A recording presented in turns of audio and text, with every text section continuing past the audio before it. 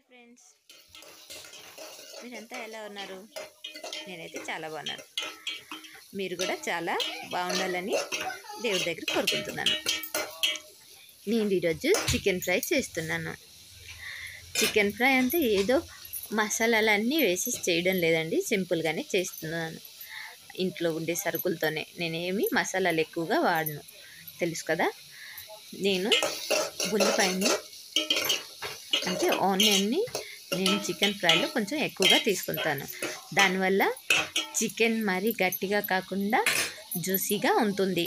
అందుకోసం నేను chicken ఫ్రైలో onions కొంచెం ఎక్కువగా తీసుకుంటాను. ముందుగా నూనె పోసి జీరా వేసి దానిలో ఎండుమిర్చి వేసుకున్నాను. దాని తర్వాత ఉల్లిపాయలు కొంచెం వేగాక తెల్లుల్లిపాయ, అల్లం పేస్ట్ చేసి నేను ఇంట్లో దంచుకున్నాను. అది కొంచెం వేసుకున్నాను. అవి కొంచెం వేపుతున్నాను కదా, అవి కొంచెం వేగాక చికెన్ వేసి దాంట్లో ఉప్పు, కారం, పసుపు వేసాను. అది బాగా కలుపుకుంటున్నాను. అవి బాగా కలిసేటట్టు కలుపుకోవాలి, లేదంటే ముక్కలకి ఉప్పు కారం సరిగా పట్టదు. అందుకోసం బాగా కలుపుకోండి. కలుపుకున్నాక మూత పెట్టి ఒక 10 నిమిషాలు అలాగే వదిలేయండి. ఎందుకంటే ఉప్పు వేసినాక చికెన్లో వాటర్ వస్తుంది. దానికోసం నేను బాగా కలుపుకొని గ్యాస్ మీడియంలో పెట్టుకొని దాన్ని హైలో పెట్టుకోకండి. హైలో పెట్టుకుంటే మాడిపోతుంది. అందుకే నేను మీడియంలో పెట్టుకొని బాగా కలుపుకొని దాని తర్వాత కాసేపు మూత పెట్టి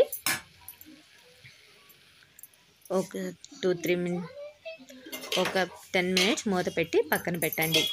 అలా అయితే ముక్కలకి బాగా ఉప్పు కారం పడుతుంది.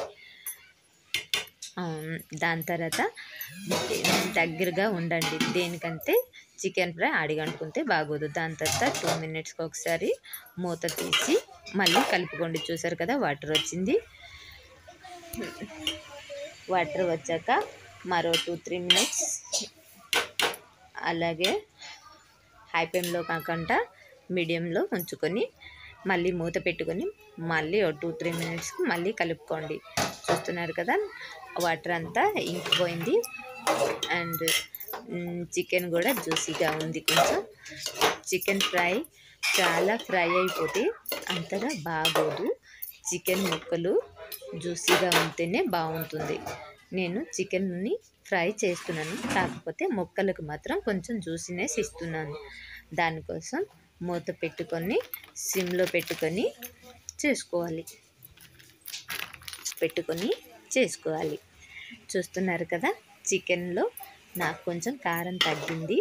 అందుకే మళ్ళీ కొంచెం కారం పొడి వేసుకొని కలుపుకుంటున్నాను. దాన్ని ముక్కలు మొత్తం పట్టేలా కలుపుకుంటున్నాను. మొత్తం బాగా కలుపుకున్నాక చికెన్ చూసారా, ఫ్రై బాగా ఉంది. అందులో కూడా బాగా ముక్కలు కనిపిస్తున్నాయి, జ్యూసీగా ఉంది.